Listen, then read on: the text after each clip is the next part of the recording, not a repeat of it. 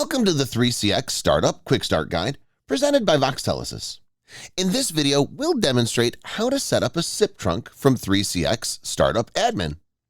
To begin, log into 3CX Startup. From the dashboard, click on Admin, then click on Voice and Chat. Click on Add Trunk to create a new SIP trunk in 3CX Startup. Under the General Settings, select your country. With Voxtelesys, you should select the US or Canada. Select Voxtelesys for your SIP trunk. The name will default to Voxtelesys, but you could name it whatever you would like. Type in the main trunk number beginning with a plus sign. Type in the authentication ID here. Type in the authentication password. Click on the DID Numbers tab. Click on the Add button if you'd like to add a phone number. If you have multiple numbers to add, click on Import.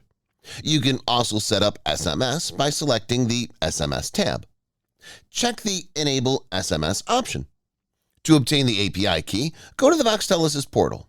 For more information, check out our video on 3CX SMS. The link will be in the description.